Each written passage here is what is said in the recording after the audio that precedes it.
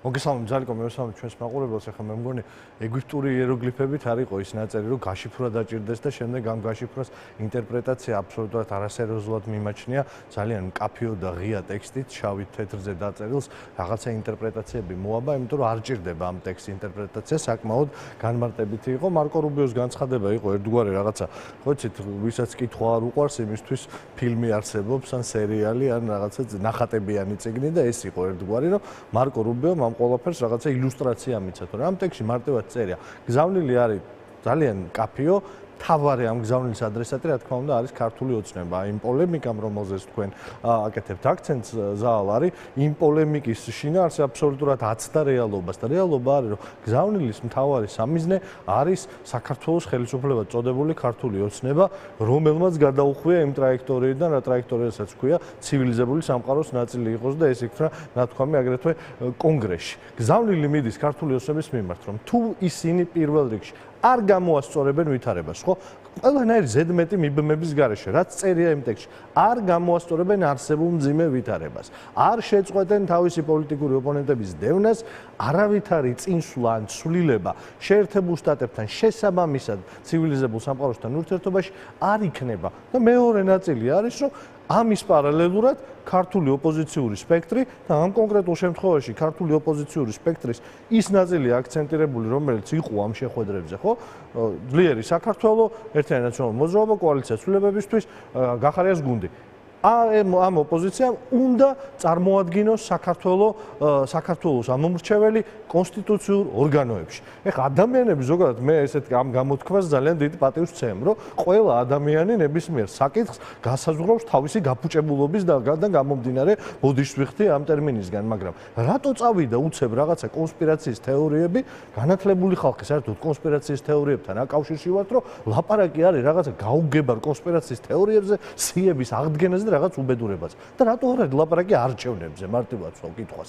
საკონსტიტუციო ორგანოებში წარმომადგენლობა ქსელში იყო ასეთი მოსრები, რომ ლელო ემზადება ეს ხო არასერიოზი, ეს ხო არის კონსპირაციის თეორია. მეორე მხარეს რომ deep state-ზე, მასონებზე და რეპტილოიდებზე ნამართ სამყაროზე ლაპარაკობენ, იგივე მასშტაბის კონსპირაციის თეორიებია. რა სიების აღდგენაზე ლაპარაკობთ ხალხო? რატო არ ლაპარაკობთ იმაზე, რაც ნათლად წერია იქ, რომ კონსტიტუციურ ორგანოებში წარმომადგენლობა ხდება არჩევნებით, პროცედურულ ჩვეულებრივ დემოკრატიაში. რატო ვერ ხვდებით იმას, რომ ლაპარაკი არის ამაზე, რომ სიტუაციის გამოსწორება ქართული ოცნების მხარეს პოლიტიკური ოპონენტების დევნა და ვითარების ნორმალიზება დასრულება მაშინ, როდესაც ოპოზიცია იქნება წარმოდგენილი სახელმწიფოს მართვაში. და ოპოზიცია არის წარმოდგენილი სახელმწიფოს მართვაში, არა რაღაცა კოალიციური მთავრობები ცივილიზებულ კარგ ქვეყნებში, მაგრამ დემოკრატიის განვითარების ეტაპზე არჩევნებით კონსტიტუციურ წარმომადგენლობით ორგანოებში. აი ამაზეა ლაპარაკი. ლელო ამბობს ამას. ჩვენ ძლიერ საქართველოში ვთქვით ეს და ამას მოყვა აბსოლუტურად აი უაზრო და შეუფერებელი ქართული პოლიტიკური სპექტრისთვის პოლემიკა და რაღაცა აუტანელი დისკუსია. ზაალ, აი ხა სანამ თქვენთან შემოვიდოდი, სპეციალურად გადავხედე პროპაგანდისტულ მედიად. ვის გამოადგა ის ყველაფერი, აი ეს ორდღიანი რაღაცა გაუთავებელი იწილობიწილო. ვის გამოადგა ამ პოლემიკის ავტორებს? რამეში წაადგათ, რამით წინ წაიწიეს, დღეს რამეს უკეთესად აკეთებენ, ვიდრე გუშინ სანამ აი ამ სისულელეებში შევიდოდნენ აკეთებდნენ, რამე უკეთესობისკენ წავიდა? არა. ვის გამოადგა, იცით? რუსთავი 2-ს იმედს, რუსთავი 2-ის მთავარი საინფორმაციო გამოშვება ამ თემაზე, აი ამ პოლემიკაზე და გადმოძახილზე 3 სიუჟეტით გავიდა დღეს. 3 სიუჟეტი იყო. 3 სიუჟეტი იყო პრაიმ ტაიმში, რომელიც ლაპარაკობდა და ავრცობდა ამ პოლემიკას. ქართულ ოცნებას, რომელიც უსუსტეს მდგომარეობაში არის, იმ განცხადების შემდეგ დღეს ახლა მოეწია კიდე რუბიოს განცხადება, რომელმაც დაუნგრია აბსოლუტურად ყველა ეს რაღაცა ქარგრეხილი და ცდელობა კიდე პროპაგანდით შეეკაზმათ ეს ყველაფერი. მათ აძლევს საშუალებას, რომ თავარი თემიდან გადაიტანონ პოლემიკა, გადაიტანონ აი ამ რაღაცა გაურკვეველ კონსპირაციულ თეორიების გარჩევებზე და არა იმაზე, რომ ქართულმა ოცნებამ უნდა შეცვალოს თავისი მოქმედება, შეცვალოს ტრაექტორია, შეწყვიტოს ოპოზიციის დევნა და ამ შემთხვევაში ის იქნება მიღებული როგორც არა კეთროვანი, როგორც არა რუსეთის ვასალი, არამედ როგორც სრულფასოვანი, ნამდვილი სუვერენული სახელმწიფო ისევ საერთაშორისო თანამეგობრობაში. აი ამაზეა ლაპარაკი, ეს არის მთავარი პრიორიტეტი და აი ესეთი პოლემიკები ამ მთავარი პრიორიტეტიდან ყურადღებას გადაატანინებს ხოლმე ქართულ ოცნებას, აი ამ რაღაცა საოცარი სიუჟეტებით, რომელიც შეუძლია იმ ჩემ კოლეგებს, ვინც ჩართული იყო ამაში, დღესვე იხილოს, აი იმ არხზე, რომელიც წაართვა ოპოზიციას ქართულმა ოცნებმა, იხილოს 3 სიუჟეტით იყო დღეს წარმოდგენილი. პრინციპში მე არ შემიძლია არ დაგეთანხმოთ ერთ რაღაცაში, რომ ძალიან ხშირად ოპოზიციური პარტიები ერთმანეთში ურთიერთობის გარკვევაში უფრო მეტ დროს ხარჯავენ, ვიდრე ქართულ ოცნებასთან პოლემიკაში და ალბათ კარგი იქნებოდა უფრო მეტი თავშეკავებით მოვეკიდებით ერთმანეთს ზოგადად და მეტ დროს დაუთმოთ ფოკუსირება უფრო სხვაგან იქნება. აბსოლუტურად გეთანხმებ, ამის დრო არა გვაქვს, ამის ფუფუნება არავის არა აქვს. მე რამდენიც გინდა იმდენი პოლემიკა გქონდეს, რომ გამოვაჩინოთ ვინ უფრო უკეთესია ამ ოპოზიციაში, როცა ამის დრო დადგება, მაგრამ დღეს თავარი არის ბოდიში ზალ, მორალური სიმყარე არის ყველაზე მთავარი და ჩვენ გვჭირდება ეს აბსოლუტური სიმყარე და ერთადერთი სრული სიმართლის ლაპარაკი. და არა, მე მესმის ეს ცდუნება, რომ ასაღო სასურველი იმათ, რაც გინდა რომ ათქმევინო აგრეთვე ამერიკის შეერთებული შტატების წარმომადგენლებს, მაგრამ არ არის ეს სწორი. არ არის სწორი და არ გავყვეთ ამ გზას და არ გავყვეთ ამ პოლემიკის გზას, იმიტომ რომ რუსთავიორის იმის, რა ქვია, Facebook გვერდის კარტები კიდევ გაივსება და გაივსება ამ სისულელებს. თაზო, დღეს თქვენ ვრცელი ბრიფინგი მიუძღვენით იმ მონაცემებს, რომელიც დღეს გასაჯაროვდა საქმის ოფიციალური მონაცემებით, მათ შორის მოგვიანებით ჩვენ მოვისმინეთ ირაკლი კობახიძის განცხადება, რომელმაც გამოაცხადა, რომ ინფლაცია დაამარცხეს, ანუ გამარჯვებულია ინფლაციასთან ბრძოლაში, მაშინ სად დავმარცხეთ? ირაკლი კობახიძე მართლა აი წარმოუდგენელია, რომ რაღაცა მაგა ვერ ვიტყვით კობახიძეს ნამდვილად ვერ ვიტყვით, რომ გაუნათლებელი კაცია, მაგრამ განათლებულ კაცს ჰუმანიტარს თუნდაც აი ასეთ დონეზე არც მე არა ვარ ეხა ეს ფიზიკა მათემატიკურის დამთავრებული, მაგრამ ასეთ დონეზე არ გესმოდეს რიცხვები, ასე სამარცხვინო დამოკიდებულება ქონდეს რიცხვებთან და წარმოადგენდა ქვეყნის აღმასრულებელი ხელისუფლების აღმასრულებელ ნაწილს, რომელიც ამ რიცხვებზე პასუხისმგებელია 24 საათი, სასაცილოა ვიხილე პოლემიკა თქვენ ჟურნალისტთან ნატო გოგელიასთან, რომელსაც ბევრად უკეთესმის ეკონომიკური პროცესი, ვიდრე საქართველოს პრემიერ-მინისტრად წოდებულ კაცს. რომ თურმე ეხა ის გუშინ წინათვეს კი არ ვადარებთო კაცო, წინა წლის იგივეთვას ვავებთო რა ვიცი, ეკონომიკის ელემენტარული წესები პირველ კურსზე სწავლობენ. პირველ კურსამდე აწუხე მაგრამ ვერც წინა წელთან შედარებით არიან კარგ მდგომარეობაში, როგორც მე მივხვდი. ვერც წინათვესთან ვერ არიან კარგ მდგომარეობაში, იმიტომ რომ წინათვესთან კარგ მდგომარეობაში რო იყვნენ, ფასები დამარცხებული უნდა გქონდეთ და საქართველოს მოქალაქეები სასურსათო პროდუქტებს იაფატყიდულობდნენ. ეგ ტყუილია.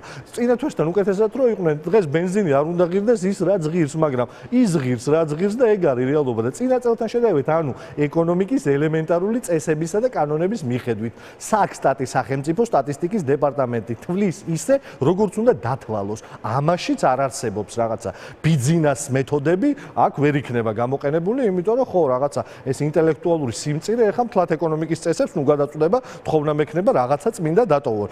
წინა წელთან დარდება და წინა წელთან შედარებით ინფლაცია არის კატასტროფულ მდგომარეობაში, ანუ ერთ წლის მასშტაბში ითვლება და ერთი წლის მასშტაბში მივიღეთ ის რაც მივიღეთ, 20%-ით გაძვირებული თევზეული 10% გაძვირებული ხორცი, 7% გაძვირებული პროდუქტი, სამარცხვინო და კატასტროფული რიცხვები საწვავის ნაწილში, 48%-ით გაძვირებული დიზელის ფასი და 26%-ით გაძვირებული ბენზინის ფასი. მეოთხე თვეა ფაქტიურად ვეუბნებით, რომ არის გამოსავალი, რომ შეჩერდეს ეს ფასების ზრდა, იმიტომ რომ ზალ ყველაზე მარტივი ერთი სულაც რო გააკეთონ ჩვენი რამოდენიმე პუნქტიანი შეთავაზებისგან და გეგმისგან. ზოგადად არაფერს არ ვთავაზობთ, მაგრამ ამ კონკრეტულ შემთხვევაში საქართველოს მოქალაქეების ყოველდღიურობას და ჯიბეს ეხება და ამიტომ ვამბობთ ამას. აქციზის საწვავის აქციზის შემცირება ან განულება დროებით ღონისძიებად.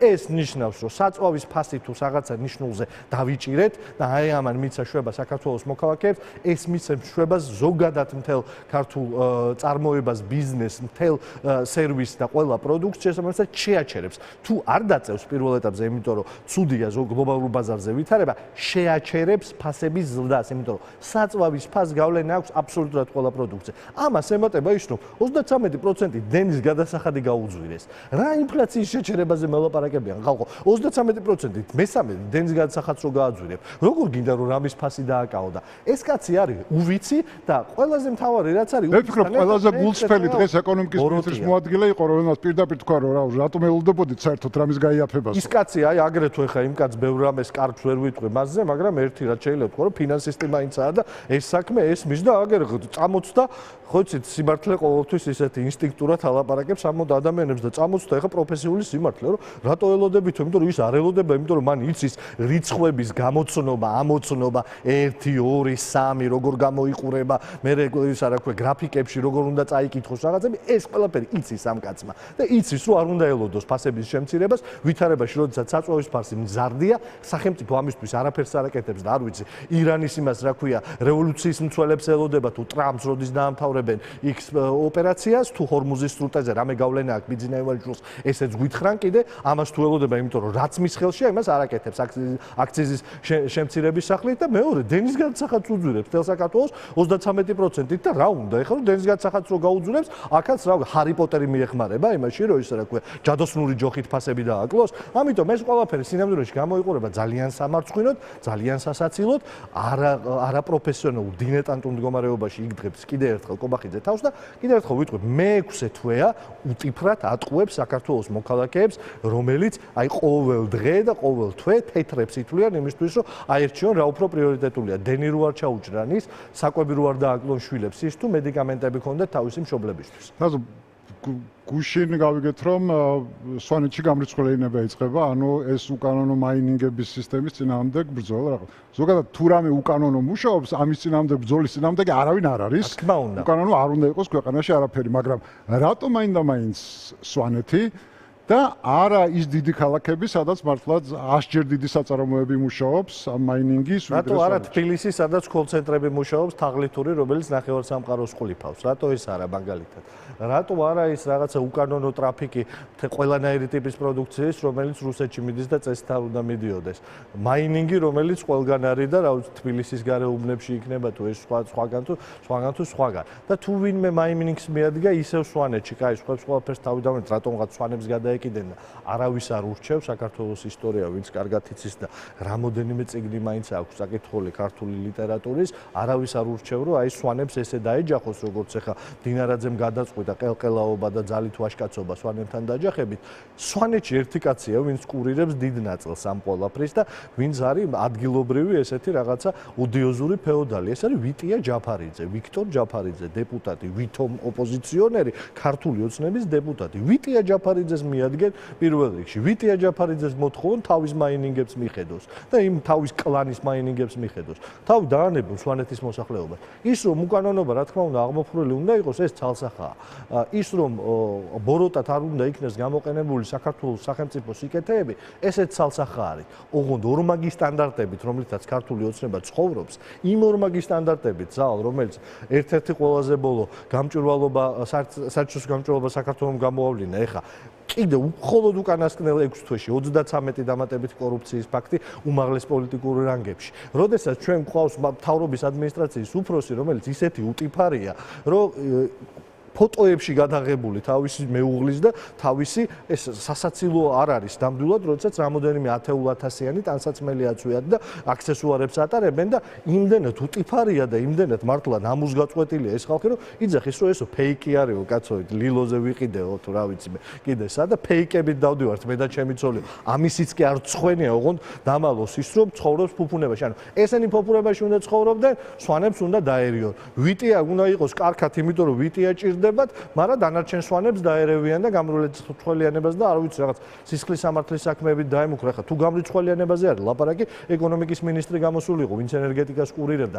რა თუნდოდათ ის რაღაცა უპორთველო და უარმიო გენერალი იმის, რა ქვია, ძალოვანი სტრუქტურების რო ალაპარაკეს ამაზე თითისქნევით. ამ ყველაფერს აქვს უკვე ძალიან ამაზრზენი ფორმა მიღებული. სულ ზღაფავს მათი პროპაგანდის აი ეს ბევრი კომპონენტი. ისინი არ იმჩნევენ ბევრ რაღაცაში ისევ აქვთ ძალაუფლების დე-ფაქტო ხელში, მაგრამ ხო ხედავთ რომ აბსოლუტურად ყველაფერს გაზდის წყალი, აბსოლუტურად ყველაფერს გაუჩნდა ბზარები და ამ ვითარებაში მივცეთ საშუალება რომ ჩამოინგრენ, ჩამოიშალონ, მივცეთ საშუალება რომ ამ სიტუაციიდან ვეღარ გამოვიდეთ, გადავარჩინოთ საქართველოს და ამ დროს, როდესაც ივანიშვილს სჭირდება უბრალოდ რომ მიუშვა და დაასრულოს თავისი არსებობა აი ამ გაღწრილობით ხელისუფლების, ნუ დავეხმარებით რაღაცა უზნეო და უაზრო პოლემიკა. მადლობა თაზო.